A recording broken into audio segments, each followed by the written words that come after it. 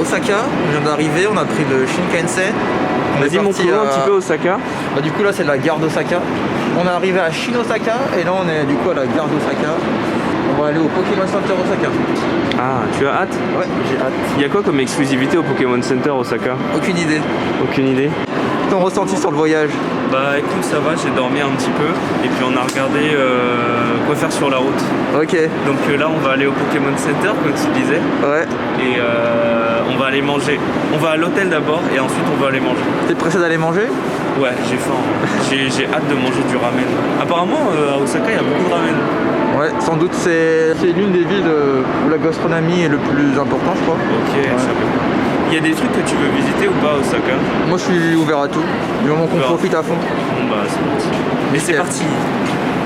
So here we're supposed to take on the right. Yes, compared to Tokyo, we take the escalator on the right. So, ouais. On est arrivé au Pokémon Center. Le premier truc qu'on a fait, c'est arriver au Pokémon Center. Ouais, on va acheter tous les Pokémon. Toutes les peluches de la nouvelle génération. Allez, c'est parti. That's the end of the queue.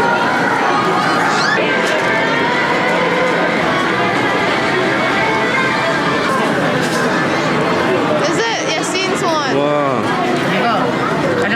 C'est celui que t'as à la maison ou pas? Non, il est plus petit, lui.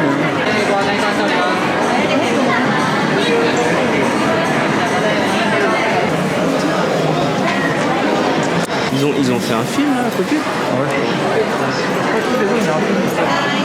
De Doraemon? Ouais. Est-ce que c'est vraiment connu au Japon? Bah ouais. Ça doit être l'un des dessins animés du plus connus.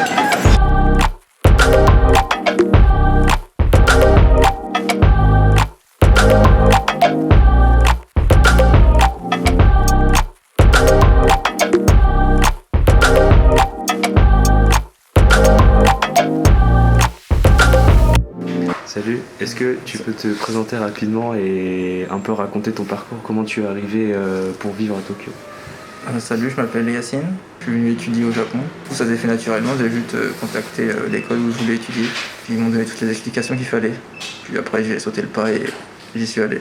Ça fait combien de temps que tu vis au Japon? Et ça fait 6 mois, le temps il passe vraiment vite.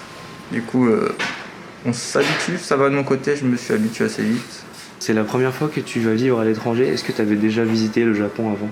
J'avais déjà visité le Japon en tant que touriste, mais c'est la première fois ouais, que je viens habiter à l'étranger. Sinon je partais pour des vacances, des longues vacances ça m'arrivait. Mais habiter comme ça non, c'est la première fois. Mais ça va, c'est pas trop déstabilisant. Qu'est-ce qui t'intéresse dans le Japon? Qu'est-ce qui a fait que tu as pris la décision d'aller vivre au Japon? Bah déjà j'étais déjà parti là-bas, du coup ça Ouais. m'avait intéressé, j'avais bien aimé. Puis après j'aime tout ce qui est culture, tout ce qui est nourriture, culture manga, anime, la culture traditionnelle, puis Ouais. la langue aussi. Bien. Je voulais vraiment partir dans un pays différent de la France du coup. Du coup je voulais vraiment sortir de l'Europe. Puis l'Asie ça me paraissait vraiment différent. Puis comme j'ai déjà été au Japon, j'ai choisi le Japon. Tu t'y vois rester combien de temps? Moi, je sais pas, je vais peut-être faire déjà c'est minimum 1 an, après 2 si je veux vraiment perfectionner ma langue Ouais. du japonais, et après plus si affinité. Comment tu t'y prends du coup pour aller vivre au Japon? Est-ce que tu connais plusieurs options? Comment n'importe qui peut se rendre au Japon par exemple? Bah, du Aller coup, il vivre au faut un Japon. visa. Et il y a plusieurs types de visas. Puis moi, du coup, j'ai le visa étudiant. C'est le plus cher, on va dire, parce qu'il faut une grosse somme d'argent sur son compte en banque pour le prouver à la migration. Ouais. Ouais. Du coup, ça peut être le plus difficile financièrement, mais c'est le plus facile à obtenir. Parce qu'après, il y a le visa travail. Ouais. Et après, là, il faut vraiment se faire embaucher. Et le mieux, c'est savoir parler japonais. Donc en gros les plus faciles pour toi c'est étudier, partir en tant qu'étudiant ou faire un PVT sinon? Ouais, il y a le PVT aussi. Après, moi, comme c'était le Covid, j'ai pas le PVT, il a été annulé. Ah ouais? Du coup, j'ai pas cherché à le savoir. Et vu Ça que je voulais consiste en quoi le PVT normalement? Ouais, du coup, c'est. Je suis pas sûr, mais tu pars 1 an dans un pays, tu peux travailler et faire du tourisme. D'accord. Ouais. Ok. Donc tu peux travailler ou alors juste rester en tant que touriste? Ouais, mais juste un petit nombre d'heures. C'est D'accord. pas- ouais. Ça dure 1 an c'est ça? Moi, c'est bien 1 an. Après, ça Ou alors dépend travailler carrément. l'objectif de chacun. Ouais. Parce Ouais. qu'il y a peut-être des gens qui veulent pas étudier, il y en a, ils ont peut-être pas l'argent. C'est quoi pour toi le plus simple? Pour moi, je pense que c'est le PVT s'il est accessible. Et comment tu trouves le Japon par rapport à la France? Est-ce que c'est cher? T'as un gros choc culturel? J'ai pas un Comment gros tu te choc sens? culturel parce que Ouais. j'arrive à m'adapter facilement de mon côté. Après, ça dépend de chacun. Concernant les prix, ça dépend, mais je trouve la nourriture c'est moins cher, mis à part les fruits, peut-être et les légumes, qu'on peut en trouver des moins chers en France. Ouais. Mais grosso modo, la nourriture en général c'est moins cher qu'en France, je trouve. Et en termes de transport et Le transport c'est assez cher, ouais, parce que du coup il n'y a pas de système d'abonnement comme en France. Ouais. Ouais, du coup ça revient un peu plus cher.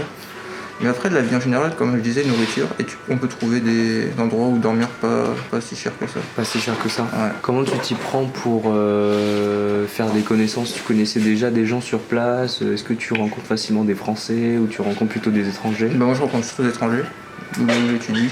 Du coup après ça se fait assez facilement si dans le lieu qu'on fréquente. Du coup moi c'est l'école. Puis vu que je travaille aussi, je me suis fait pas mal d'amis où je travaille. Et donc ça veut dire que tu arrives à travailler et en même temps à étudier? Ouais. Comment tu t'y prends? Faut étaler ça sur ta journée. Après en tant qu'étudiant on peut travailler 28 heures par semaine maximum.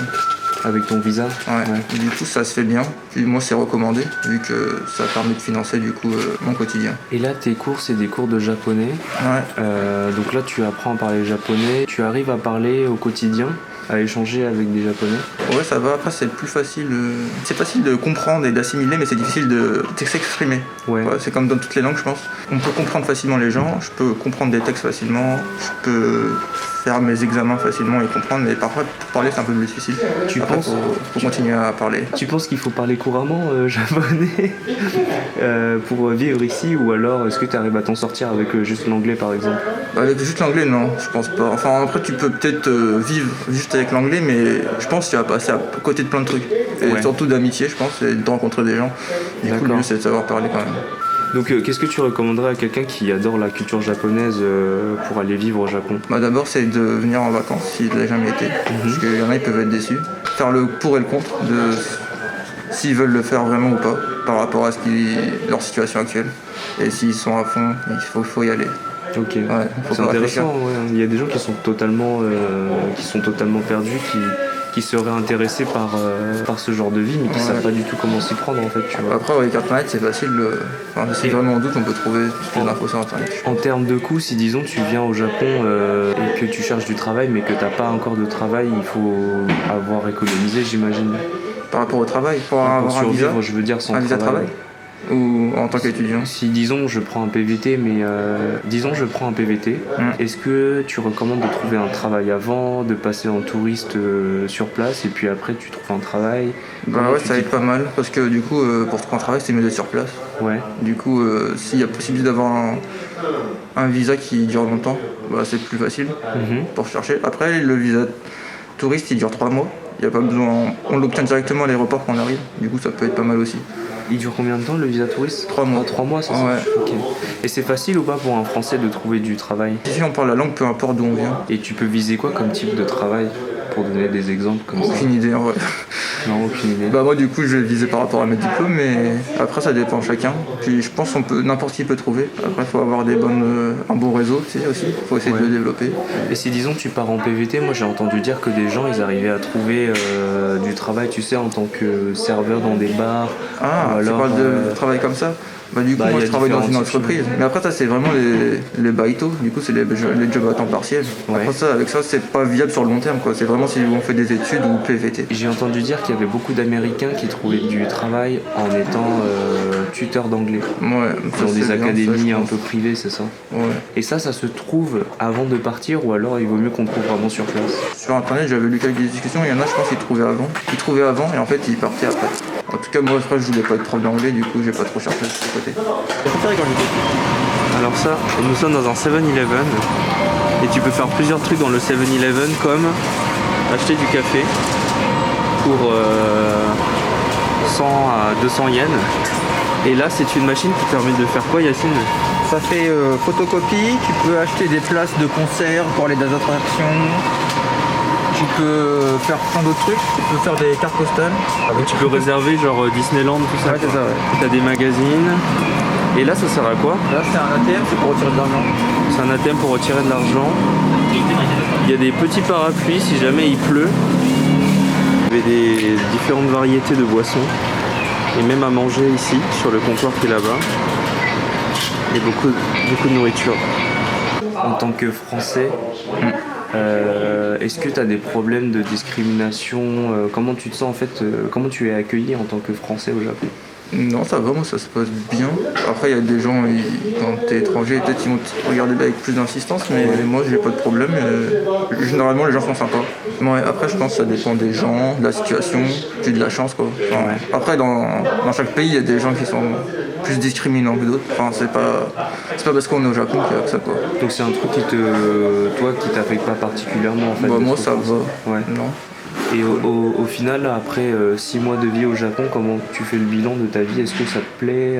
Bah, du Il y a des coup, aspects qui te plaisent pas? Et ouais. combien de temps tu te vois encore rester? Bah, du coup, les études plus le travail, c'est vrai que c'est difficile.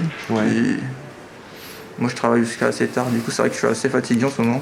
Du coup, j'ai pas trop le temps de profiter. Mais pour le moment, ça se passe bien et du coup, j'ai envie de rester encore un peu. Au moins pour profiter et faire un peu de tourisme aussi, vu que j'ai pas vraiment le temps du coup en travaillant et en étudiant. C'est pour ça qu'on est en vacances. C'est ça, actuellement au Osaka. Ok, bah merci beaucoup Yacine et puis merci pour avoir regardé cette vidéo. On voulait faire cette petite vidéo de interview pour un petit peu donner des conseils pour des gens qui pourraient avoir envie de partir à l'étranger. Surtout que maintenant le Japon, ça s'est réouvert. Oui, laissez un commentaire si vous avez des questions et du coup... Et on essaiera d'y répondre. C'est ça. Allez, merci. Bye. Bye bye.